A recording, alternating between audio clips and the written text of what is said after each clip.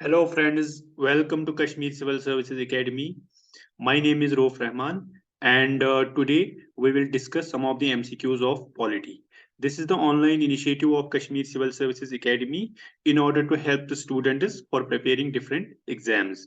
Our academy was giving offline lectures from 2015 and it is located in Anantnag. And soon we will be also starting the batches for KAS 2023, and we assure you that we will help you in preparing prelims, mains, and also interview, because we have the top faculty where KS officers will be teaching you. Now, this is brief about our academy, and these are the various online handles where you can reach us. And what you will get is daily classes, mock tests, structured courses, and mentorship. Now, this is something about myself. I have done BSc and MSc from Coast Kashmir. Besides that, I have qualified the KS prelims of 2021. Besides that, I have also qualified written tests of Jammu Kashmir Police Sub Inspector with 103 marks in first attempt and 94 in the second. And I am interested in teaching, guiding, and training students. Now, first of all, so today we will begin our lecture by discussing some of the important MCQs for polity. So, first of all, here the question is that the India adopted its constitution on which of the following dates. ठीक है, तो यहाँ पे जो देखिए, यहाँ पे कभी कभार आता है, यहाँ पे आप वर्ड को देखिए अडॉप्टेड है, ठीक है, तो अडॉप्टेड वर्ड का मतलब है कि इंडिया ने अडॉप्ट कब किया कॉन्स्टिट्यूशन। तो अगर आप देखोगे ये प्रीएम्बल में मेंशनड है ये डेट भी, और वो है 26 ऑफ नवंबर 1949। तो थर्ड पार्ट इसका करेक्ट आंसर है। तो अब यहाँ पे जो हम डिस्कशन, जब अक्सर ये क्वेश्चन आता है तो यहाँ पे अडॉप्ट या एनफोर्स आता है, ठीक है, अडॉप्ट और एनफोर्स में अक्सर कंफ्यूजन होता है, ठीक है। एनफोर्स, तो अगर हम एनफोर्स देखिए इंडियन कॉन्स्टिट्यूशन, एनफोर्स हुआ ये 26 जनवरी 1950 को, ठीक है।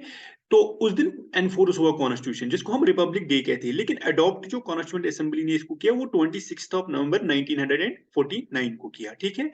तो उसके बाद देखिए, यहाँ पे अगर हम देखें, अब मतलब जनरल स्टडीज के लिए आप याद रखेंगे कि मतलब ये बहुत वास्ट है, तो मतलब आपको इसको प्रिसाइजली प्रिपेयर करना है, सोर्सेज लिमिट करके इसको प्रिपेयर करना है, और मैक्सिमम एमसीक्यूज करने हैं, ठीक है। तो यहाँ पे इन डेट्स की हमेशा इंपॉर्टेंस रहती है। जैसे आप देखोगे 26 नवंबर 1949 एडॉप्शन डेट है, ठीक है, और यही मेंशन है किसमें, प्रियम्बल में, ठीक है। तो उसके बाद अगर आप देखोगे एनफोर्समेंट का डेट, वो 26 जनवरी 1950 है, ठीक है। तो इस दिन एनफोर्स होगा, ठीक है, एनफोर्स।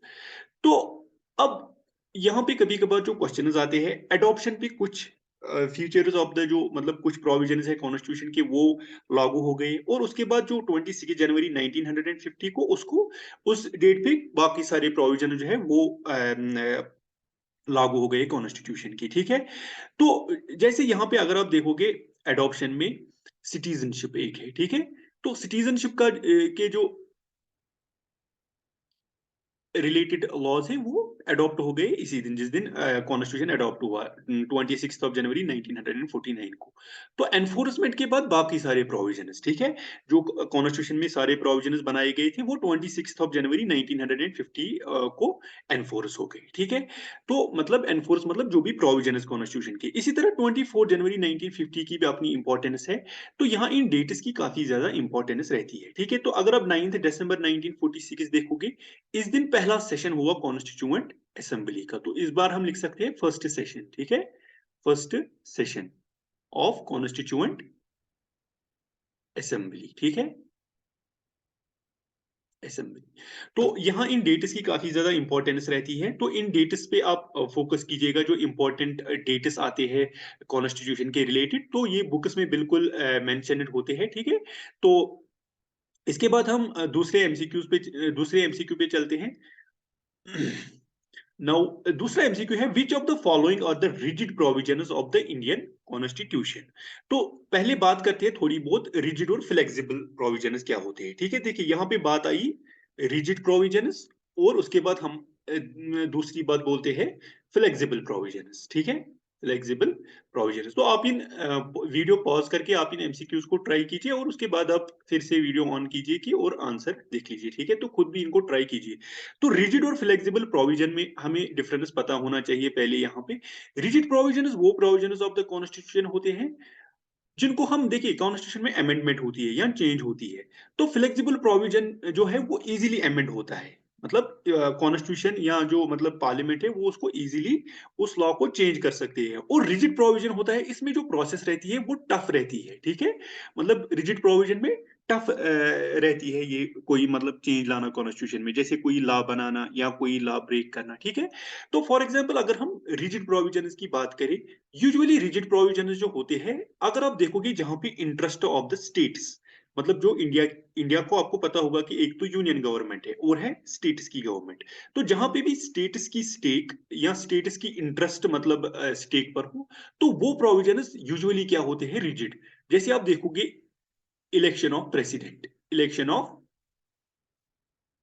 प्रेसिडेंट, ठीक है? तो इलेक्शन ऑफ प्रेसिडेंट में आप देखोगे मतलब प्रेसिडेंट जो है constitutional head of the India है। तो अगर आपको इलेक्शन ऑफ द प्रेसिडेंट में चेंज लानी है, मतलब इलेक्शन ऑफ द प्रेसिडेंट एक लॉ है, मतलब कॉन्स्टिट्यूशन बताता है कि कैसे इलेक्शन ऑफ द प्रेसिडेंट होना चाहिए। तो अगर आप उसको चेंज करना चाहते हो तो वो रिजिड रिजिड प्रोविजन है, ठीक है? रिजिड मतलब उसकी जो मतलब अमेंडमेंट है, जिस तरह उसको पार्लियामेंट चेंज करेगी, तो वो जो प्रोविजन है वो थोड़ा सख्त है। तो उसके लिए हम डिस्कस करते हैं फिर मेजोरिटीज, जैसे सिंपल मेजोरिटी, स्पेशल मेजोरिटी, ठीक है? तो इसी तरह आप मान लीजिए दूसरा प्रोविजन मैं मान लेता हूं जीएसटी, ठीक है, गुड्स एंड सर्विसेज टैक्स। तो यहाँ पे भी पता होगा आपको, ये जो है स्टेट्स का मतलब टैक्स जो है उसको अफेक्ट किया, ठीक है, जीएसटी जब लागू हुआ। तो ये भी एक रिजिड प्रोविजन था, मतलब इसमें स्टेट्स की भी कंसेंट जरूरत थी, स्टेट्स की भी। मतलब एक तो पार्लियामेंट जो अंदर लोकसभा राज्यसभा बिल पास करती है, एक तो वो हो गया, ठीक है? उसके बाद स्टेट्स का भी कंसेंट जरूरत होता है। स्टेट्स मतलब half percent of 50% of status मानने चाहिए उस लॉ को, तभी वो बिल पास होगा, ठीक है? तो इसी तरह मैंने जीएसटी की example they the, election of the president की एग्जांपल दे दी। तो अब आप देखोगे यहाँ पे, तो यहाँ पे हमारे ऑप्शंस में है, first of all we have election of the president. Now उसके बाद है any law under schedule 7, amendment procedure under article 368 all, ठीक है? देखिए, अब शेड्यूल 7 में आपको पता होगा इसमें आता है लिस्ट फर्स्ट, सेकेंड और थर्ड। आपको पता होगा central list, state list and concurrent list. तो सेंट्रल लिस्ट जिसपे खाली सेंट्रल लॉ बनाएगी, स्टेट लिस्ट जिसपे खाली स्टेट लॉ बनाएगी, और कॉन्करेंट जिसपे दोनों लॉ बना सकती है। तो उसके बाद देखिए, इलेक्शन ऑफ द प्रेसिडेंट, ये बिल्कुल मतलब रिजिड प्रोविजन है। तो रिजिड मतलब इसमें स्टेट्स की भी कंसेंट चाहिए होती है, ठीक है? Any list under schedule 7, amendment procedure under article 368। आपको पता है आर्टिकल 368 डील करता है मतलब किस तरह हम कॉन्स्टिट्यूशन को अमेंड करें। उसमें सीधे प्रोविजंस दिए गए हैं उस आर्टिकल में कि किस तरह कॉन्स्टिट्यूशन को अमेंड किया जा सकता है। तो अगर हम आर्टिकल 368 की बात करें, तो यहाँ पे सबसे पहला जो आता है, एक टाइप ऑफ मेजोरिटी आती है, उसमें आता है 2/3 मेंबर्स प्रेजेंट प्लस वोटिंग, और प्लस क्या आता है, 50% of total membership, total membership. तो इसका मतलब जो है 2/3 मेजोरिटी का मतलब है यहाँ पे कि मतलब अगर आप लोकसभा में वो बिल पास कर रहे हो, तो उसके 2/3 मेंबर्स वहां पे प्रेजेंट होने चाहिए, ठीक है? और वो वोट करने चाहिए। उसके बाद 50% ऑफ टोटल मेंबरशिप का मतलब है, जैसे आपको पता होगा कि सपोज अगर हमें लोकसभा की स्ट्रेंथ है 245, ठीक है? तो इसका 50%, ठीक है, इसका आधा, ठीक है? वो अगर वो मेंबर्स प्रेजेंट है प्लस 2/3 प्रेजेंट और वोटिंग है, तो उस हिसाब से वो बन जाती है फिर एक टाइप की मेजोरिटी। तो दूसरी मेजोरिटी जो आर्टिकल 368 हमें बताता है, उसमें रेटिफिकेशन ऑफ द स्टेटस भी आता है। जैसे मतलब आप मान लीजिए, यहाँ पे हम थोड़ा इसको डिस्कस करेंगे। देखिए, ये है, आप मान लीजिए ये है लोकसभा, और लोकसभा में हमें कोई बिल पास करनी है, लोकसभा। तो यहाँ हमें पहले क्या होना चाहिए, 2/3 members present and voting, present and voting. तो प्लस क्या होना चाहिए इसमें, यहाँ पे plus 50% of total membership of house, ठीक है? Total membership of house. तो उसके बाद और एक होना चाहिए इसमें, half of the states, half of states consent, मतलब जितनी इंडिया की स्टेट्स है उनका 50% कंसेंट चाहिए या उनके 50% वोट चाहिए, तब जाके वो लॉ बनेगा। ये होता है अमेंडमेंट प्रोसीजर अंडर आर्टिकल 368। तो यहाँ पे आप एक चीज याद रखिएगा, अगर आपके बेसिक्स क्लियर है, मतलब आपको पता है रिजिड क्या हुआ, फ्लेक्सिबल क्या हुआ, तो आपको काफी ज्यादा इजी होगा जीएस करना किसी भी पेपर में, ठीक है। क्योंकि जीएस में कंसेप्ट बहुत इंपॉर्टेंट है, अदरवाइज अगर आप इसको फैक्ट से पढ़ रहे हो, किसी कोई फैक्चुअल बुक ला रहे हो उससे पढ़ रहे हो, then you are wasting your time, ठीक है। तो बेटर ये है कि आप मतलब एनसीईआरटीज पढ़े, उसके बाद कुछ एडवांस्ड सोर्सेज अगर आप जेके पीएससी के लिए पढ़ना चाहते हैं, अदरवाइज एनसीईआरटीज बेस्ट है, और उसके बाद मैक्सिमम एमसीक्यूज, ठीक है। उसके बाद हमारा तीसरा क्वेश्चन आता है, consider the following statements, India borrowed the concept of fundamental rights from the American Constitution। तो हमें ये कुछ स्टेटमेंट्स दी गई है और यहाँ पे हमें बताना है कि करेक्ट स्टेटमेंट कौन सा है। तो ये क्वेश्चंस अक्सर अब केएस में पूछे जाते हैं। तो लेकिन अगर आपकी ये लेवल, अगर आप मतलब इस तरह न्यूमेरिकल्स को, सॉरी, इस तरह एमसीक्यूज को ट्राई कर पाती हो, तो आपका जीएस जो है, मतलब एसएसबी का जीएस जो है, वो आपके लिए काफी इजी होगा, बहुत ज्यादा इजी होगा, ठीक है। नाउ फर्स्ट ऑफ ऑल यहाँ पे आपको पता होगा, पहला स्टेटमेंट है, India borrowed the concept of fundamental rights from the American Constitution. Residuary powers are vested in the central government has been borrowed from the Canadian Constitution. The concept of directive principles is borrowed from English constitution. तो यहाँ पे थोड़ा burrowing की बात करेंगे। हमें पता है इंडियन कॉन्स्टिट्यूशन जो है काफी सोर्सेज से हमने काफी चीजें ली है, मतलब जब कॉन्स्टिट्यूएंट असेंबली बनी इंडिया की, जो constitution makers of the India थे, उन्होंने काफी चीजें बरो की डिफरेंट कंट्रीज से, ठीक है। तो उसके बाद आपको पता होगा डिफरेंट कंट्री से डिफरेंट चीजें बरो की, तो वो हमें अक्सर क्वेश्चन आता है कि कौन सा प्रोविजन कहाँ से बरो हुआ, तो ये इंपॉर्टेंट क्वेश्चन बन जाता है। तो फर्स्ट ऑफ ऑल हमें यहाँ पे है fundamental rights from the American constitution. तो ये बिल्कुल ट्रू है, आपको पता होगा कि अमेरिकन कॉन्स्टिट्यूशन में एक बिल ऑफ राइट्स थी, तो उससे जो है actually concept of fundamental rights India ने डिराइव किया है।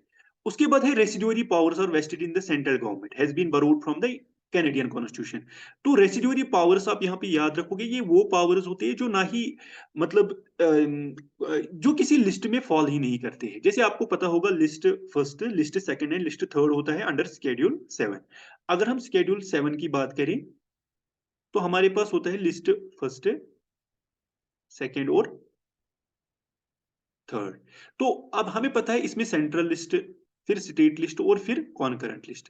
सेंट्रल लिस्ट पे खाली सेंट्रल गवर्नमेंट लॉज बना सकती है, स्टेट लिस्ट पे खाली स्टेट गवर्नमेंट लॉ बना सकती है, और लिस्ट थर्ड जो है कॉन्करेंट लिस्ट है, जिसपे दोनों लॉ बना सकती है। लेकिन अब कभी कभार मान लीजिए, देखिए हमें लैंड है, पुलिस है, ठीक है, तो ये मान लीजिए ये अंडर स्टेट गवर्नमेंट आती है, तो ये हमें सीधे पता है कि ये दो चीजें जो है स्टेट गवर्नमेंट के अंदर आती है। लेकिन कभी कोई प्रोविजन आता है, कभी कोई ऐसी पॉलिसी या कोई ऐसी चीज सामने निकल के आती है जो ना ही लिस्ट फर्स्ट में से बिलोंग करती है, ना ही लिस्ट सेकंड से, ना ही लिस्ट थर्ड से, तो उनको हम कहते हैं रेसिडुअरी पावर्स। जैसे एग्जाम्पल, इंटरनेशनल रिलेशंस जब आई, इंटरनेशनल रिलेशंस के रिलेटेड जो लॉज थे, वो चले गए सीधे किसको, सेंटर को, ठीक है, क्योंकि वो रेसिडुअरी पावर जो है वो सेंटर को दिए जाते हैं, ठीक है। नाउ यहाँ पे तीसरा जो कंसेप्ट है डायरेक्टिव प्रिंसिपल्स का, ठीक है। Directive principles has been borrowed from the English constitution. तो डायरेक्टिव प्रिंसिपल्स आपको पता होगा, ये वो मतलब प्रिंसिपल्स है जो part 4 of the Indian constitution में मेंशनड है, ठीक है। तो ये क्या है डायरेक्टिव प्रिंसिपल्स, मतलब ये वो चीजें, ये वो प्रिंसिपल्स है जो गवर्नमेंट को करनी है इन ऑर्डर टू, मतलब सिटीजन्स को जो है उनको मतलब वेलफेयर सोसाइटी जिसे हम कहते हैं, उसके लिए डायरेक्टिव प्रिंसिपल्स इंडियन कॉन्स्टिट्यूशन में मेंशनड है। बट इनका फिर नेचर होता है कि ये नॉन जस्टिसिएबल होते हैं, ठीक है। तो ये यहाँ पे तीसरी स्टेटमेंट जो है, that directive principles is borrowed from the English constitution. तो ये अब बिल्कुल गलत है, क्योंकि डायरेक्टिव प्रिंसिपल जो है इंडिया ने बोरो किया है फ्रॉम द आयरिश कॉन्स्टिट्यूशन। तो काफी बार ये क्वेश्चन एग्जाम्स में पूछा गया है कि डायरेक्टिव प्रिंसिपल कहाँ से बोरो किया गया है। तो ये आप याद रखो कि ये डिराइव हुआ है फ्रॉम द आयरिश कॉन्स्टिट्यूशन, ठीक है, फ्रॉम द आयरिश कॉन्स्टिट्यूशन। तो अगर हम देखें, ये बिल्कुल फंडामेंटल राइट्स अमेरिकन कॉन्स्टिट्यूशन से, और रेसिडुअरी पावर सेंट्रल गवर्नमेंट को चली जाती है। तो ये प्रोविजन हमने लिया है किसे, कैनेडियन कॉन्स्टिट्यूशन से, ठीक है। तो ये बोल रहा है which of the statement is correct. तो थर्ड स्टेटमेंट हमारी गलत है, तो हम यहाँ पे थर्ड गलत करेंगे, और ट्रू है हमारी 1 एंड 2। तो सी पार्ट हमारा करेक्ट होता है 1 एंड 2, ठीक है। नाउ उसके बाद चलते हैं हम अगले क्वेश्चन पे, क्वेश्चन नंबर 4, ठीक है। नाउ फर्स्ट ऑफ ऑल, यहां पे जो क्वेश्चन दिया गया है, Who was elected as the first temporary president of the Constituent Assembly and by which practice? तो कॉन्स्टिट्यूएंट असेंबली आपको पता होगा, कॉन्स्टिट्यूएंट असेंबली जो थी इसी ने बनाया एक्चुअली कॉन्स्टिट्यूशन ऑफ इंडिया। तो इसकी जो आपको पता होगा पहले जब कॉन्स्टिट्यूएंट असेंबली बनी इसकी स्ट्रेंथ थी 389। तो इसको एक जो हम बोलते हैं कैबिनेट मिशन प्लान उसकी स्कीम के अंडर इसको कॉन्स्टिट्यूट किया गया। तो इसमें सीधे जो है मेंबर्स इलेक्ट किए गए और कुछ नॉमिनेट भी किए गए और ये बॉडी बनाई गई इंडिया में, ठीक है, ये 389 मेंबर्स की बॉडी। तो यही बन गई फिर कॉन्स्टिट्यूएंट असेंबली ऑफ इंडिया। तो इसके लिए पहले सीधे इलेक्शंस हो गए, इनडायरेक्ट इलेक्शंस हो गई। इनडायरेक्ट इलेक्शंस मतलब जब विद इन द पार्लियामेंट या with in the assembly members vote करी।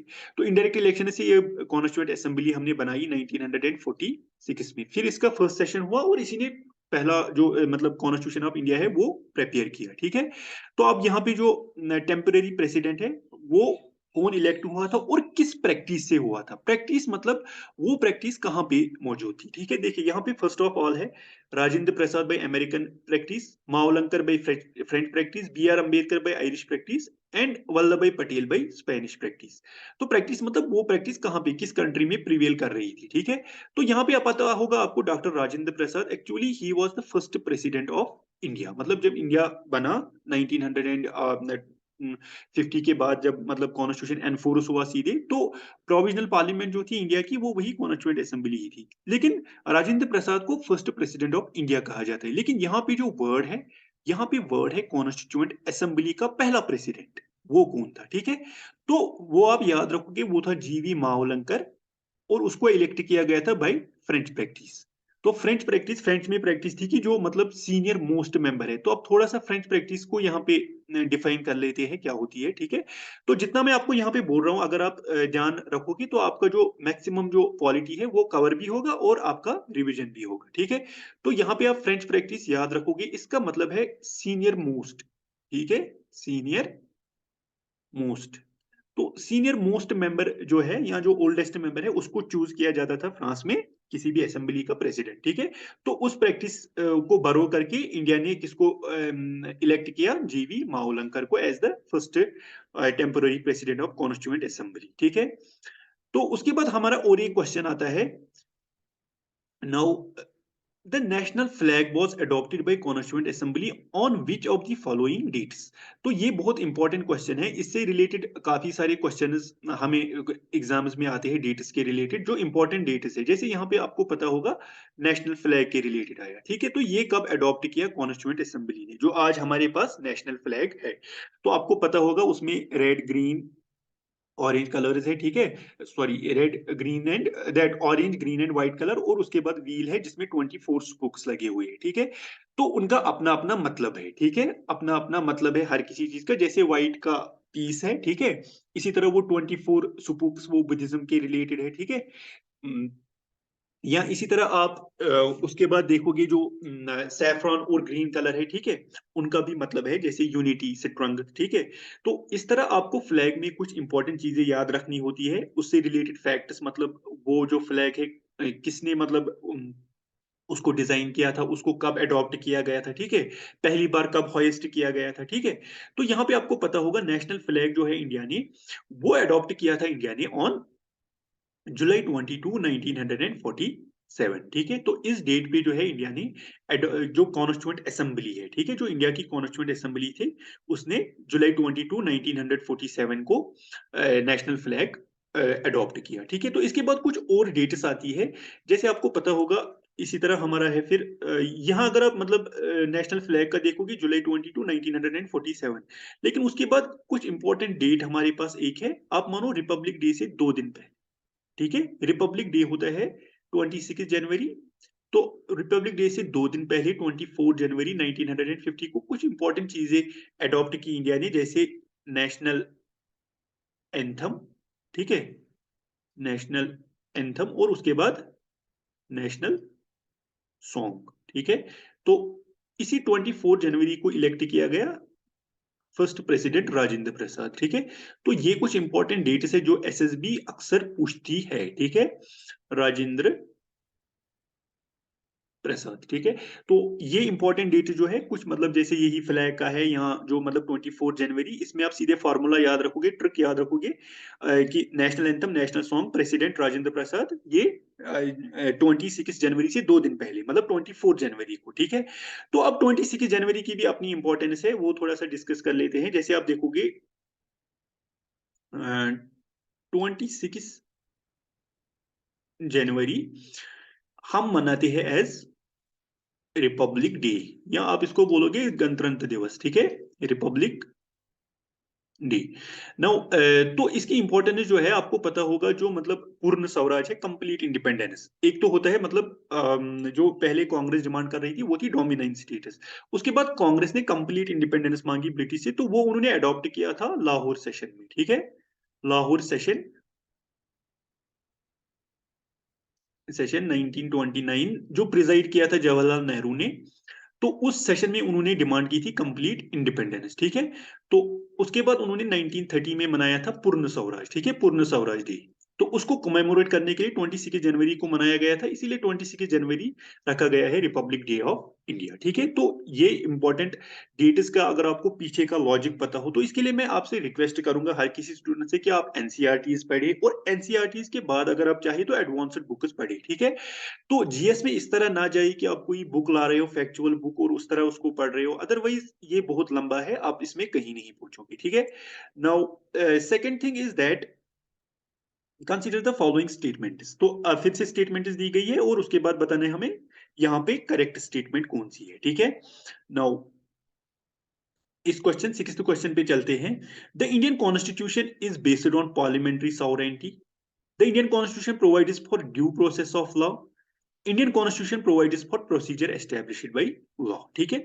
तो इनको थोड़ा सा डिस्कस कर लेते हैं। तो पार्लियामेंट्री सॉवरेंटी का मतलब है मतलब जिसका पार्लियामेंट सुप्रीम हो, मतलब पार्लियामेंट कुछ भी कर सकता है। लेकिन आपको पता है अगर हम पार्लियामेंट को देखें, इंडियन पार्लियामेंट, यहाँ पे हमारे पास इंडियन पार्लियामेंट में जो है बाइकैमरलिज्म, दो हाउसेस है, लोकसभा और उसके बाद है हमारे पास आरएस, राज्यसभा, ठीक है। तो उसके बाद देखिए, लेकिन हमें पता है जो इंडिया का पार्लियामेंट है उस पे मतलब कंट्रोल रहता है, मतलब इंडिया का पार्लियामेंट लॉज तो बनाता है, मतलब लॉज तो बना सकता है बिल्कुल, लेकिन हाँ ये लॉज जो है इस पे मतलब जुडिशियल रिव्यू, एक कंसेप्ट हम कहते हैं जुडिशियल रिव्यू। तो जुडिशियल रिव्यू का मतलब है कि वो लॉ जुडिशरी में जाएगा, जुडिशरी उसको अच्छे से देखेगी, और उसके बाद अगर उनको लगा कि ये वायलेट कर रहा है कॉन्स्टिट्यूशन, तो वो लॉ नल एंड वाइड करार दिया जा सकता है, ठीक है। तो ये हो गया, इसका मतलब है कि पार्लियामेंट सॉवरेन नहीं है। सॉवरेन मतलब जिसपे किसी ऊपर ऊपरी दबाव ना हो, ठीक है, ऊपर का कोई कंट्रोल ना हो, दैट इज सॉवरेन। लेकिन अगर हम ब्रिटिश पार्लियामेंट देखें, ब्रिटिश पार्लियामेंट, इसको हम बोलते हैं that it is sovereign. Sovereign मतलब ये कुछ भी, ब्रिटिश पार्लियामेंट मतलब इतना फ्लेक्सिबल है कि पार्लियामेंट कुछ भी कर सकती है, किसी पे भी लॉ बना सकती है।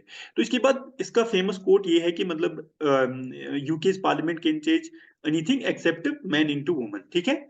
तो उसके बाद अगर हम देखें, ये थोड़ा था about the parliamentary sovereignty. Parliamentary sovereignty मतलब जिसपे ऊपरी दबाव बिल्कुल ना हो, ठीक है ना। उसके बाद Indian constitution provides for due process of law. Indian constitution provides for procedure established by law. Now procedure established by law और ड्यू प्रोसेस ऑफ लॉ में थोड़ा फर्क होता है। तो ड्यू प्रोसेस ऑफ लॉ हमें बताता है कि मतलब देखिए, ड्यू प्रोसेस ऑफ लॉ देखता है अगर हमारे पास कोई लॉ है, मान लीजिए ये हमारे पास लॉ है अबाउट द कैपिटल पनिशमेंट, आप मानो कैपिटल पनिशमेंट। तो इसमें मानो कि मतलब कोई लॉ है जैसे कि पनिशमेंट है अबाउट द हैंगिंग, फांसी, ठीक है, हैंगिंग। तो देखिए, अब ड्यू प्रोसेस ऑफ लॉ देखेगा क्या ये लॉ फेयर है, क्या ये जस्ट है, क्या ये लॉ रीजनेबल है, मतलब अगर ये कॉन्स्टिट्यूशन में मौजूद भी है वो इसकी फेयरनेस देखेगा, इसकी ऑब्जेक्टिविटी देखेगा, इसकी इसका मतलब वो एंगल देखेगा कि क्या ये रीजनेबल लॉ है। लेकिन जो प्रोसीजर एस्टेब्लिश्ड बाय लॉ है वो फेयरनेस और जस्टिस नहीं देखता, वो खाली लॉ देखता है कि कानून क्या बोल रहा है। मतलब अगर फांसी है तो है, तो उसके बाद वो बाकी दूसरे एंगल्स, दूसरे डायमेंशन नहीं देखेगी, लेकिन ड्यू प्रोसेस ऑफ लॉ देखेगी। ड्यू प्रोसेस ऑफ लॉ मौजूद है यूएस कॉन्स्टिट्यूशन में, लेकिन इंडियन कॉन्स्टिट्यूशन में जो मौजूद है that is procedure established by law, ठीक है। लेकिन इसके बाद भी इसमें कुछ चीजें आती है, वो हम फिर क्लासेस में डिस्कस करते हैं, ठीक है। तो यहाँ पे आप स्टेटमेंट देखोगे कि जो इंडियन कॉन्स्टिट्यूशन है, under article 21 it provides for procedure established by law. और इंडिया में पार्लियामेंट्री सॉवरेनिटी नहीं है, क्योंकि इंडियन पार्लियामेंट पे जुडिशरी का कंट्रोल रहता है, ठीक है। मतलब जुडिशरी जुडिशियल रिव्यू के थ्रू पार्लियामेंट के लॉज को चेक कर सकती है, ठीक है। The Indian constitution provides for due process of law, तो ये प्रोवाइड करता है procedure established by law under article 21। तो हमें पता है यहाँ पे दोनों 1 और 2 गलत हो गई। देखिए 1, देखिए यहाँ पे आप एक चीज ट्रिक याद रखिएगा, 2 भी गलत हो गई, 1 भी। लेकिन अगर आपको एक ही पता है, सपोज आपको खाली 2 का पता है, 1 का पता नहीं है, तो आप यहाँ भी 2 को कैंसिल कर सकते हो, यहाँ भी 2 को कैंसिल कर सकते हो। सपोज थर्ड के बाद, थर्ड में आप श्योर हो, तो आपका ऑटोमेटिकली आंसर डी निकल के आएगा, ठीक है। तो एलिमिनेशन मेथड जिसे हम कहते हैं वो इंपॉर्टेंट बन जाता है, पर्टिकुलरली जेकेपीएससी एग्जाम्स में। और ये मेथड आपको एसएसबी में भी डेफिनेटली काम करेगा, ठीक है। नाउ उसके बाद चलते हैं हम 7वें क्वेश्चन पे। The 10th schedule which was added by 52 second constitutional amendment act deals with, ठीक है। तो 10th शेड्यूल, देखिए हमें पता है कॉन्स्टिट्यूशन में हमारे पास ओरिजिनली जब कॉन्स्टिट्यूशन अडॉप्ट हुआ था उसमें 8 शेड्यूल्स थी, ठीक है। तो फिर धीरे-धीरे वो इंक्रीज हो गए अप टू 12 शेड्यूल्स, ठीक है। तो इन 8 शेड्यूल्स में जो पहला शेड्यूल था उसको ऐड किया गया था फर्स्ट अमेंडमेंट एक्ट। तो अमेंडमेंट मतलब चेंज, ठीक है। जब कॉन्स्टिट्यूशन में कुछ नया आए, कुछ डिलीट हो, उसको हम अमेंडमेंट कहते हैं। First amendment act 1951। तो उससे क्या आया था, लैंड रिफॉर्म्स एक जो लॉ आया था, वो शेड्यूल ऐड हुआ था, ठीक है। तो उसके बाद अगर आप देखोगे नाउ फर्स्ट अमेंडमेंट 1951 से हमारा 9th शेड्यूल, शेड्यूल 9 जो है, पहले तो ओरिजिनली 8 शेड्यूल्स थी। उसके बाद 9th शेड्यूल जो है कॉन्स्टिट्यूशन में ऐड हुआ by first constitutional amendment act 1951। उसके बाद अगर आप देखोगे जो हमारा 10th शेड्यूल है, ठीक है, 10th शेड्यूल। तो 10th शेड्यूल हमारा है एंटी डिफेक्शन लॉ। ये आप याद रखो कि काफी बार जो है ये क्वेश्चन जो है केएस 2021 जो है प्रीलिम्स, उसमें पूछा गया था, ठीक है। तो उसमें यहाँ डेट भी आया था, ठीक है। तो 10th शेड्यूल जो है वो डील करता है एंटी डिफेक्शन के साथ। एंटी डिफेक्शन मतलब जब भी पॉलिटिकल पार्टीज बनती है तो उनमें जो मेंबर्स है वो अक्सर मतलब इलेक्शन के बाद पार्टी को छोड़ के दूसरी पार्टी में मर्ज होती थी। तो उससे जो है मतलब वो केओस मचता था इन द पॉलिटिकल सिस्टम, तो उसको रोकने के लिए आ गया एंटी डिफेक्शन लॉ। तो एंटी डिफेक्शन लॉ अपने आप में बहुत बड़ा टॉपिक है। तो इसको हम फिर मतलब जीएस के पॉइंट ऑफ व्यू से हमें मतलब लिमिटेड रहना पड़ता है, ठीक है। लिमिटेडली हमें चीजों को डिस्कस करना पड़ता है, ठीक है। चाहे आप केएस के लिए कहें या एसएसबी के लिए। तो एंटी डिफेक्शन जो है डील 10th शेड्यूल, इसको लाया गया था 1985 में, ठीक है, by 52 second constitutional amendment act, ठीक है। तो इस ये जो डील करता है एंटी डिफेक्शन, मतलब जो पार्लियामेंट में जो पार्टीज का जो ब्रेकडाउन होता था, मतलब मेंबर चले जाते थे, ठीक है, तो उसको रोकने के लिए एंटी डिफेक्शन लाया गया, ठीक है। तो उसके बाद लैंड रिफॉर्म्स आपको पता होगा, ये 9th शेड्यूल है। और इसको ऐड किया गया by first constitutional amendment act 1951 से। और उसके बाद आपको पता है पंचायती राज और म्युनिसिपैलिटीज, ये हमारे फिर और 11th और 12th शेड्यूल बन जाती है, ठीक है। तो इनको ऐड किया गया था 73rd। और ये इंपॉर्टेंट है, यहाँ पे थोड़ा सा इन डेट्स को डिस्कस कर लेते हैं क्योंकि इंपॉर्टेंट अमेंडमेंट जो है वो इंपॉर्टेंट बन जाती है, ठीक है। तो यहाँ पे जो है पंचायती राज और म्युनिसिपैलिटीज, यहाँ पे आप याद रखोगे 73rd और 74, 73rd 74 अमेंडमेंट एक्ट, ठीक है, 1992, ठीक है। तो 1992 में 73rd 74th अमेंडमेंट एक्ट से जो है कॉन्स्टिट्यूशनल स्टेटस मिला था पंचायत और म्युनिसिपैलिटीज को, जो अर्बन लोकल बॉडीज है, ठीक है। तो उसके बाद एंटी डिफेक्शन हमने देखा, ये 52 सेकंड कॉन्स्टिट्यूशनल अमेंडमेंट एक्ट 1985 से, ठीक है। Land reforms first constitutional amendment act, ठीक है, फर्स्ट कॉन्स्टिट्यूशनल अमेंडमेंट एक्ट 1951 से आया था, ठीक है।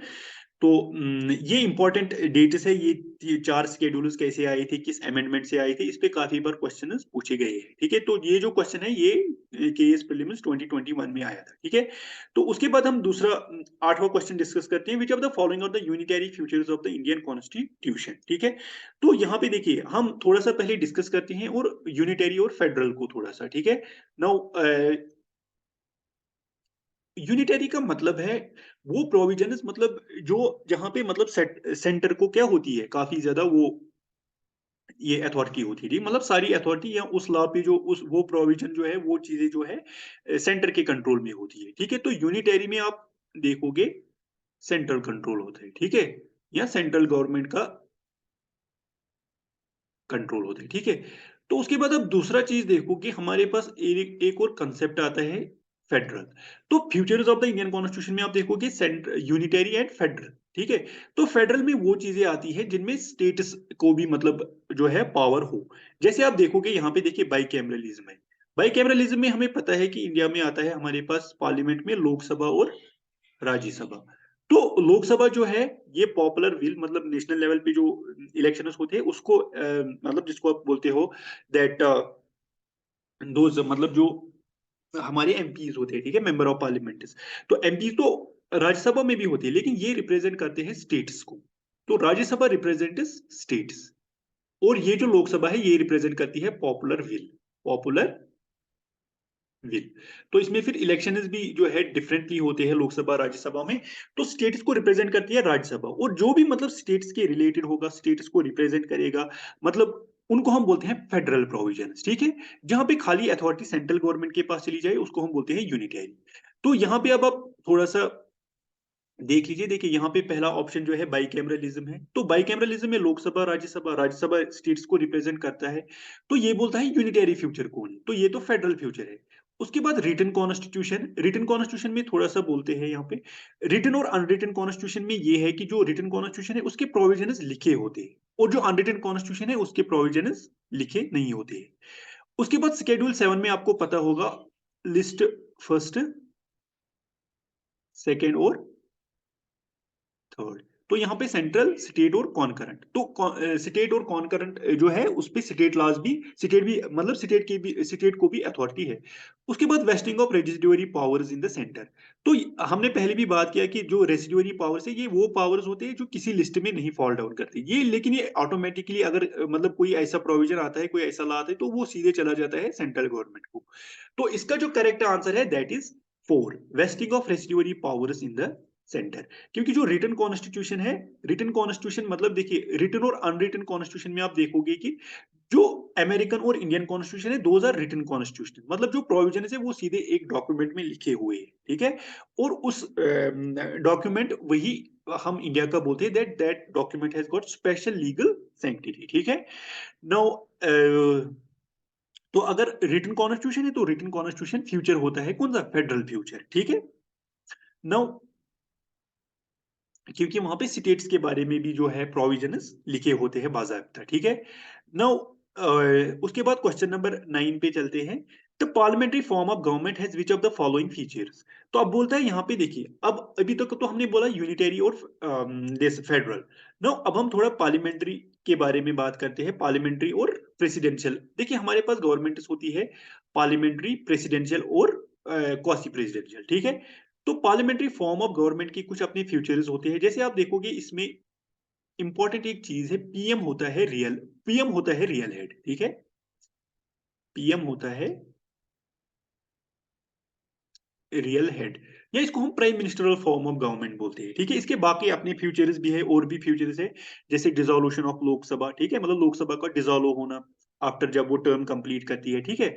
उसके बाद इसमें हमें हमारे पास होते हैं मतलब दो हेड्स, एक तो होता है नॉमिनल और दूसरा होता है रियल हेड, ठीक है।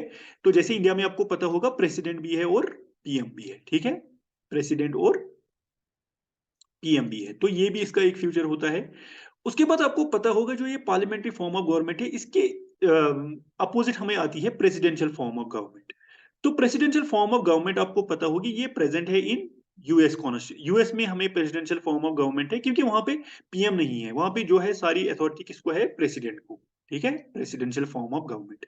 तो उसके बाद तीसरी हमारे पास आती है क्वासी प्रेसिडेंशियल। तो क्वासी प्रेसिडेंशियल मतलब ये क्लोज होता है प्रेसिडेंशियल की, लेकिन वहां पे जो है पीएम होता है। जैसे आप इसमें एग्जांपल देखोगे रशिया और फ्रांस, ठीक है। तो रशिया और फ्रांस इसमें एग्जांपल आती है। जैसे रशिया का आपको पता होगा प्रेसिडेंट व्लादिमीर पुतिन है, बट पीएम के बारे में हमें कम पता है वहां, ठीक है। तो उनको बोलते हैं क्वासी प्रेसिडेंशियल, ठीक है। तो अब पार्लियामेंट्री फॉर्म ऑफ गवर्नमेंट में कौन कौन से ये फीचर्स है? Presence of nominal and real executive, बिल्कुल मतलब नॉमिनल और रियल एग्जीक्यूटिव जैसे इंडिया में प्रेसिडेंट और पीएम।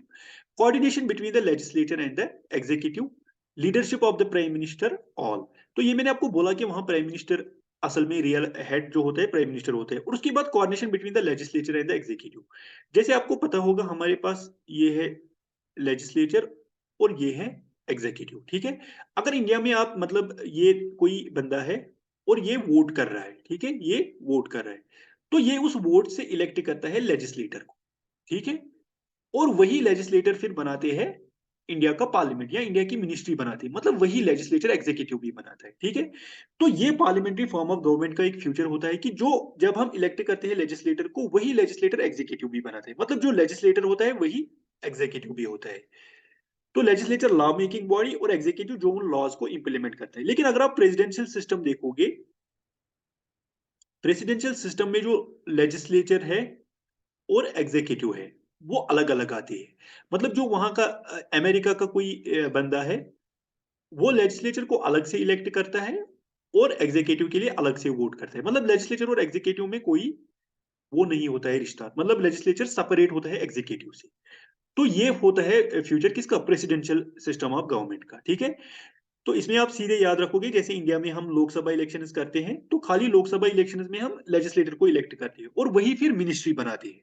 तो जिसमें ये होगा वहां पे मतलब लेजिस्लेचर और एग्जीक्यूटिव जो है उसके बीच कोऑर्डिनेशन है, उसके बीच फ्यूजन है। तो ये पार्लियामेंट्री फॉर्म ऑफ गवर्नमेंट का फ्यूचर है। तो प्राइम मिनिस्टर की लीडरशिप ये मैंने आपको बोला एंड ऑल। तो हमें पता है नॉमिनल रियल एग्जीक्यूटिव कोऑर्डिनेशन भी होता है, leadership of the prime minister भी होता है, और तो इसका आंसर 9 ऑल आएगा, ठीक है। नाउ उसके बाद हमारा 10th क्वेश्चन है, the India is a Republic means. तो इंडिया एक रिपब्लिक है, इसका मतलब क्या है? It has an elected head, it has a hereditary head, it has to houses that is Lok Sabha and Rajya Sabha, ठीक है। तो देखिए रिपब्लिक को थोड़ा सा डिस्कस कर लेते हैं यहाँ पे।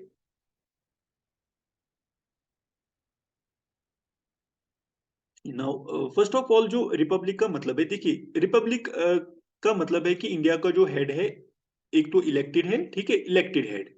तो यहाँ हम इलेक्टेड हेड बोलते हैं। तो यहाँ पे आप याद रखोगे प्रेसिडेंशियल जो है वो अलग क्लासिफिकेशन है, तो रिपब्लिकन जो है वो अलग है। जैसे यूके है वहां पे पार्लियामेंट्री फॉर्म ऑफ गवर्नमेंट है, बट वहां पे जो वो किंग क्वीन है वो थ्रू सक्सेशन आते हैं, वो वोटिंग से नहीं आते। लेकिन अगर आप यहाँ देखोगे इंडिया में, चाहे प्रेसिडेंट हो चाहे पीएम हो, दोनों को मतलब इलेक्ट किया जाता है।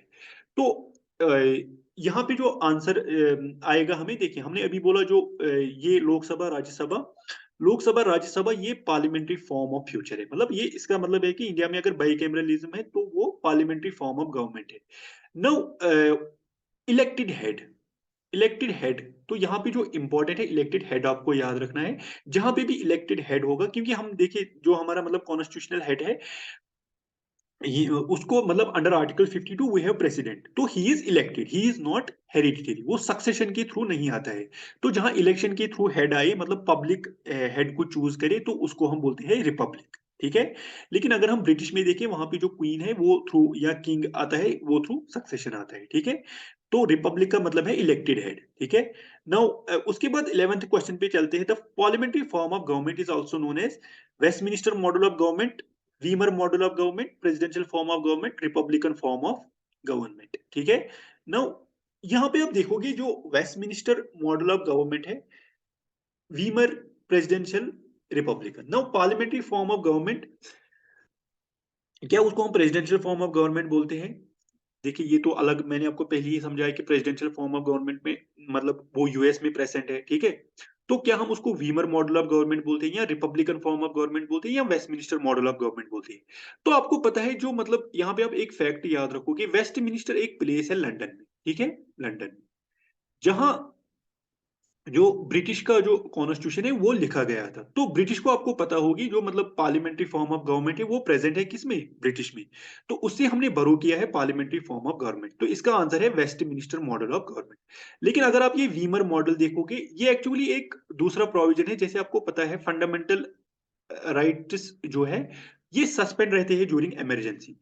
तो इनका सस्पेंड रहना ड्यूरिंग इमरजेंसी ये हमने बरो किया है from the this German constitution, ठीक है ना। उसके बाद प्रेसिडेंशियल फॉर्म ऑफ गवर्नमेंट, ये आपको पता होगी, this is present in that US, उसके बाद रिपब्लिकन फॉर्म ऑफ गवर्नमेंट में इलेक्टेड हेड होता है, ठीक है। तो जैसे मतलब रिपब्लिकन फॉर्म ऑफ गवर्नमेंट में इलेक्टेड हेड होता है, लेकिन अगर आप देखोगे ब्रिटिश में पार्लियामेंट्री फॉर्म ऑफ गवर्नमेंट है, लेकिन वहां पे जो किंग या क्वीन है वो थ्रू सक्सेशन आती है। तो ये जरूरी नहीं है कि जहां पे पार्लियामेंट्री फॉर्म ऑफ गवर्नमेंट में हो वो जरूरी रिपब्लिकन भी हो, नहीं हो सकती रिपब्लिकन, ठीक है। तो इसकी बेस्ट एग्जांपल यूके है। इसीलिए आपको मतलब जो कंसेप्ट है उनको क्लियर रखना पड़ेगा जीएस में, so that you can do maximum. Now we have question number 11। Consider the following statements about the preamble of India. Now, यहाँ पे जो preamble of India के बारे में बात की गई है, तो थोड़ा सा preamble को now about the preamble of India. preamble of India, तो इसको हम बोलते हैं इंट्रोडक्शन या प्रीफेस ऑफ द कॉन्स्टिट्यूशन। तो मतलब जो कॉन्स्टिट्यूशन का इंट्रोडक्शन देता है, तो प्रियम्बल जो है ये पहला मतलब इंट्रोड्यूस या प्रीफेस, जब भी आप मतलब कोई बुक लाते हो कुछ लाते हो, उसके उसका एक प्रीफेस होता है, उसकी एक समरी दी होती है पहले ही कि ये बुक किस बारे में बात करेगी, ठीक है।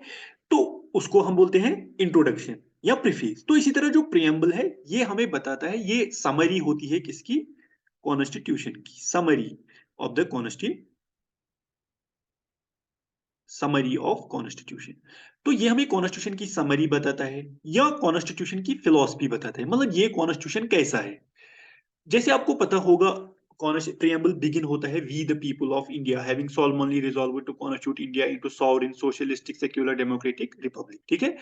तो इस तरह जो वर्ड है प्रियम्बल में, sovereign socialistic secular democratic Republic, तो अगर हम देखें sovereign socialistic secular democratic republic, ठीक है, तो इसका मतलब है इंडिया क्या है, किस तरह की नेशन है। वो सॉवरन है, मतलब ऊपरी कोई उसकी फॉरेन पॉलिसी इंडिपेंडेंट है, वो सोशलिस्टिक है, वो सेक्युलर है, डेमोक्रेटिक है, रिपब्लिक है। तो इस तरह हमें इंडिया का पता चलता है कि ये नेशन कैसा है, तो मतलब फिलोसफी ऑफ द कॉन्स्टिट्यूशन बताता है, ठीक है, फिलोसफी ऑफ द नेशन बताता है। तो इसको हम बोलते हैं प्रियम्बल, ठीक है। अब सबसे पहला जो यहाँ पे आप प्रियम्बल के बारे में याद रखोगे, नो यहाँ पे जो है क्या, it is the part of constitution and has been amended only once. तो बिल्कुल ये सही है, यहाँ पे जो प्रियम्बल है इसको अमेंड किया गया था खाली 42 सेकेंड कॉन्स्टिट्यूशनल अमेंडमेंट एक्ट आया था एक 1976 में। तो उससे अमेंड किया गया था प्रियम्बल को, इसमें 3 नए वर्ड्स ऐड किए गए थे। एक तो किया गया था सोशलिस्टिक, सेक्युलर और इंटेग्रिटी, ठीक है। तो प्रियम्बल को खाली एक बार अमेंड किया गया है, मतलब इसमें चेंज खाली एक बार लाई गई है 1976 में, और 3 नए वर्ड सोशलिस्टिक, सेक्युलर और इंटीग्रिटी ऐड किया गया था, ठीक है। तो ये बिल्कुल ठीक है। नाउ यहाँ पे दूसरा पार्ट है, it is part of the constitution. तो बिल्कुल ये पार्ट ऑफ द कॉन्स्टिट्यूशन है, इसमें सुप्रीम कोर्ट की जजमेंट आई थी इन, आपको पता होगा एक फेमस केस है केशवानंद भारती केस, ठीक है, 1973। तो उसमें जो है सुप्रीम कोर्ट ने इसको माना था कि ये पार्ट ऑफ कॉन्स्टिट्यूशन है। तो English constitution was the first to begin with the preamble, तो ये फैक्चुअल है। यहाँ पे आपको पता होगा यूएस कॉन्स्टिट्यूशन पहला था जिसका क्या था, प्रियम्बल था, ठीक है। The word socialistic, secular and integrity were added by 42 second constitutional amendment act 1976 in the preamble. तो ये मैंने आपको अभी बोला, ये चीज हमने डिस्कस की।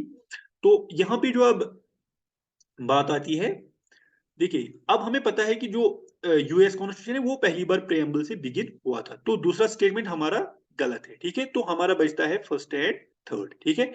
तो answer will be part, first and third, ठीक है। Now let us move to the 12th question. The voting age was reduced to 18 years from 21 years in 1989 by which constitutional amendment act, ठीक है। तो यहाँ पे voting as की बात की गई है। देखिए आपको पता है वोटिंग एज जो है वो आज 18 साल है, ठीक है, 18 ईयर्स है इंडिया में। तो पहले वो हुआ करती थी 21 ईयर्स, लेकिन उसको रिड्यूस किया गया था 18 ईयर्स में, कहा कब, 1989 में, ठीक है। तो अब वो रहा है कि किस कॉन्स्टिट्यूशनल अमेंडमेंट एक्ट से उसको चेंज किया गया था। देखिए वोटिंग एज यहाँ पे बहुत इंपॉर्टेंट है, यूनिवर्सल अडल्ट फ्रेंचाइज। तो इसमें आपको पता होगा it is 61st constitutional amendment act 1988। तो part B is the correct answer, ठीक है। नाउ इंपॉर्टेंट अमेंडमेंट जिसमें मतलब वोटिंग एज चेंज की गई हो, नया कुछ लॉ लाया गया हो, मतलब लैंड रिफॉर्म शेड्यूल्स ऐड किए गए हैं, तो ये काफी इंपॉर्टेंट बन जाते हैं, इनको आप अच्छे से रिवाइज कीजिएगा। तो बेसिक मैं बोल रहा हूँ एनसीईआरटीज पे जाइए, और उसके बाद अगर आप चाहिए तो एडवांस मटेरियल पे जा सकते हैं, ठीक है। And besides that, you can also join us in our academy where we will be giving you quality lectures and so that you can prepare for every exam. ठीक है? Now उसके बाद 13th क्वेश्चन आता है हमारे पास, the concept of directive principles of state policy has been derived from which country by the India. तो देखिए directive principles of state policy अगर हम देखें, ये हम बोलते हैं मतलब ये किसमें मेंशनड है, part 4 of the Indian constitution. तो डायरेक्टिव प्रिंसिपल जो होते हैं, इनका मकसद क्या होता है, ये होते हैं ऑब्लिगेट ऑन स्टेट, मतलब गवर्नमेंट पे ऑब्लिगेट होते हैं, गवर्नमेंट को करने होते हैं। लेकिन क्या जरूरी करने होते हैं, बिल्कुल नहीं। ये डायरेक्टिव प्रिंसिपल जो है, ये नॉन जस्टिसेबल है, डीपीएसपीज। तो इनको हम बोलते हैं नॉन जस्टिसेबल। नॉन जस्टिसेबल मतलब आप जुडिशरी नहीं जा सकती इनकी वायलेशन के लिए, कि मतलब डीपीएसपी वायलेट हो गया, ठीक है। लेकिन स्टेट को ये मतलब इसलिए करने होते हैं ताकि मतलब जो है वेलफेयर जो है स्टेट का हो जाए, मतलब लोगों का वेलफेयर। जैसे मतलब वाटर है, बाकी चीजें हैं, तो जिससे भी लोगों का वेलफेयर हो, वो आते हैं अंडर डीपीएसपी। तो इसमें आपको पता होगा, इसको हम तीन कैटेगरीज में फिर बांट लेते हैं डीपीएसपी को, जैसे Gandhian principles, socialistic principles and western liberal principles. तो वो फिर डिटेल में टॉपिक हम डिस्कस करते हैं, ठीक है, जब हम मतलब पढ़ते हैं। लेकिन यहाँ पे आप याद रखोगे, जो डायरेक्टिव प्रिंसिपल्स का कंसेप्ट है, इंडिया ने बरो किया था फ्रॉम द आयरिश कॉन्स्टिट्यूशन, ठीक है। तो आयरिश कॉन्स्टिट्यूशन से हमने डीपीएसपीएस का कंसेप्ट लिया है, ठीक है। Now let us move on to the next question. Question number 14, which of the following is not correct regarding right to religion. तो अब बताना है यहाँ पे राइट टू रिलीजन के रिलेटेड कौन करेक्ट नहीं है। तो राइट टू रिलीजन जो हमारा आता है, वो आता है हमारा आर्टिकल 25 से लेकर 28 तक अंडर फंडामेंटल राइट्स, ठीक है। तो फंडामेंटल राइट्स में हमारा ये राइट टू रिलीजन आता है। लेकिन आपको पता है आर्टिकल 25 में हमारा आता है कि इंडिया में किसी को भी फ्रीडम है कि वो प्रैक्टिस करे, प्रोफेस करे अपना रिलीजन। तो मतलब पूरे सारे रिलीजन को इक्वलिटी दी गई है। तो अगर मतलब सारे रिलीजन को मतलब हक दिया गया है अपनी प्रैक्टिसेस का, अपनी जो उनके प्रोफेस मतलब फॉलो करना रिलीजन, और मतलब उस रिलीजन को आगे पहुंचाना, वो राइट भी है अंडर आर्टिकल 25। तो मतलब वो हो गया positive concept of secularism. Positive मतलब जब स्टेट आपको हक दे या कुछ मतलब उसमें आपको दे, that is called positive concept of secularism. तो ये सेक्युलरिज्म जो है, क्या ये तो ये तो पॉजिटिव कंसेप्ट है। लेकिन यहाँ पे जो पहले ऑप्शन में दिया गया है both positive and negative concept, तो दूसरे में दिया है embodies positive concept of secularism. Western secularism is based on separation of state from the religion. The term secular was added by 42 Second Constitutional Amendment Act in 1976। तो यहाँ पे लिखा है नॉट करेक्ट। तो इन वर्ड्स पे भी आपको कभी कभार फोकस करना पड़ता है कि स्टेटमेंट क्या है, करेक्ट है, नॉट करेक्ट है। तो इसमें आपका फर्स्ट आएगा, Indian constitution embodies both positive and negative concept of secularism. लेकिन इंडियन कॉन्स्टिट्यूशन में खाली मेंशनड है पॉजिटिव कंसेप्ट ऑफ सेक्युलरिज्म। तो उसके बाद वेस्टर्न सेक्युलरिज्म आपको पता होगा, ये मतलब सेपरेट करता है स्टेट और रिलीजन को, मतलब गवर्नमेंट और रिलीजन को की सेपरेशन होती है वेस्टर्न सेक्युलरिज्म में। लेकिन इंडियन कॉन्स्टिट्यूशन में कॉन्स्टिट्यूशन आपको रिलीजियस राइट्स देता है, ठीक है। तो कभी कभार एक बार मेंस में क्वेश्चन आया था कि मतलब जो सेक्युलरिज्म है इंडियन का, how is Indian concept of secularism different from the western concept of secularism, ठीक है। तो यहाँ पे हमें कुछ इंपॉर्टेंट पॉइंट्स रखने पड़ते हैं, फिर मतलब ब्रॉडली टॉपिक्स को अंडरस्टैंड करना पड़ता है, ठीक है। नाउ उसके बाद लास्ट हमारा क्वेश्चन है 15, the part 4A of the constitution was added by which of the following amendment acts and on the recommendations of which committee. तो पार्ट 4A आपको पता होगा, हमारे पास आपको पता है इंडियन कॉन्स्टिट्यूशन में जो 42 सेकेंड कॉन्स्टिट्यूशनल अमेंडमेंट, देखिए हम यहाँ पे थोड़ा सा डिस्कस कर लेते हैं। पार्ट 4 हमारा जो है, हमारे पास एक अमेंडमेंट एक्ट आया था 42 सेकेंड कॉन्स्टिट्यूशनल अमेंडमेंट एक्ट, ठीक है, कॉन्स्टिट्यूशनल अमेंडमेंट एक्ट। तो ये आया था हमारा कब, 1976 में। तो इसको हम बोलते हैं मिनी कॉन्स्टिट्यूशन। मिनी कॉन्स्टिट्यूशन मतलब इसमें काफी सारी चेंजेस आई थी कॉन्स्टिट्यूशन में, जैसे यही प्रियम्बल में चेंज लाया गया था, उसमें 3 नए वर्ड्स ऐड किए गए थे। उसके बाद जो ये पार्ट 4A है, आपको पता होगा इंडियन कॉन्स्टिट्यूशन में पहले मेंशनड नहीं थी फंडामेंटल ड्यूटीज। तो एक कंसेप्ट है हमारा फंडामेंटल फंडामेंटल ड्यूटीज, ठीक है। तो फंडामेंटल ड्यूटीज मतलब इसमें हमारे पास ओरिजिनली 10 ड्यूटीज थी और उसके बाद 11th ऐड की गई थी, ठीक है। तो पार्ट 4 ये डील करता है फंडामेंटल ड्यूटीज के साथ। जैसे इसमें आता है to abide by the constitution and respect its ideals like national anthem, national song. उसके बाद protect integrity sovereignty of India, या इसी तरह इसमें एक आता है protection of the natural resources like forest lakes. तो आप याद रखोगे इसमें इंपॉर्टेंट जो फंडामेंटल ड्यूटीज है इसको बरो किया था इंडिया ने यूएसएसआर, मतलब United states of Soviet Russia की जो वहां का कॉन्स्टिट्यूशन है, वहां की गवर्नमेंट है, उससे बरो किया था। और दूसरी बात आप याद रखो कि 11th फंडामेंटल ड्यूटी, ओरिजिनली 76 में 10 फंडामेंटल ड्यूटीज थी, ओरिजिनली 10 थी, लेकिन बाद में अगर आप देखोगे 86 कॉन्स्टिट्यूशनल अमेंडमेंट एक्ट 2002, तो इसमें हमें हम 11th फंडामेंटल ड्यूटी ऐड की थी इंडियन गवर्नमेंट ने, ठीक है। तो की इनकी नंबरिंग इस तरह है ABCD। तो 11th fundamental duty 86 constitutional amendment act 2002 में ऐड हुई थी, ठीक है। तो उसमें था to provide opportunity for the world, ठीक है। तो this was about all this. So जो आप देखोगे यहाँ पे part 4A of the constitution was added by which of the following amendments and on the recommendation of which committee। तो इसमें आप कमेटी का नाम याद रखोगे, जो कमेटी थी वो थी सुवर्ण सिंह कमेटी, ठीक है, सुवर्ण सिंह। तो काफी चांसेस है इन क्वेश्चंस के आने के इन VLW एग्जाम। तो सुवर्ण सिंह कमेटी, ठीक है, सुवर्ण सिंह कमेटी 1976। तो इसने दी थी रिकमेंडेशंस ऑन दिस। तो इसको 42 सेकंड कॉन्स्टिट्यूशनल अमेंडमेंट 1976 ऑन सुवर्ण सिंह कमेटी रिकमेंडेशंस। तो पार्ट 2 इसका सही आंसर है, ठीक है। नाउ यहाँ पे आप थोड़ा सा याद रखेंगे अबाउट द दिस जो वर्मा कमेटी है, इसने जो है मतलब इसमें 99 में इसको इम्प्लीमेंट किया गया था, वर्मा कमेटी को 1999 में कॉन्स्टिट्यूट किया गया था। तो इसने कुछ प्रोविजंस देखे थे फंडामेंटल ड्यूटीज में, मतलब जो इनडायरेक्टली जस्टिसिएबल है, जैसे under national honour act of national flag national anthem को डिसरेस्पेक्ट नहीं कर सकती। अगर आप ये पुंची कमीशन या वो देखोगे, हाँ तो हाँ यहाँ पे थोड़ा सा पुंची कमीशन जो है ये रिलेटेड था, इसने रिकमेंडेशंस दी थी गवर्नर के ऑफिस पे, ठीक है। So this was all. I hope कि आपको ये एमसीक्यू जो है मतलब समझ आए होंगे, और इससे आपको काफी नॉलेज बढ़ी होगी about the polity. And you can join our classes both in offline mode as well as in online mode, ठीक है। तो ताकि मतलब जो आपका जीएस है वो काफी स्ट्रांग हो जाए, और आप जीएस में कभी भी मतलब कोई भी क्वेश्चन आपसे गलत ना हो, ठीक है, मैक्सिमम क्वेश्चन आपके हमेशा ठीक हो, ठीक है। तो आई होप कि आपको ये सीरीज पसंद आई होगी। तो शेयर करते रहिए इन वीडियोस को, और stay tuned with us. Thank you.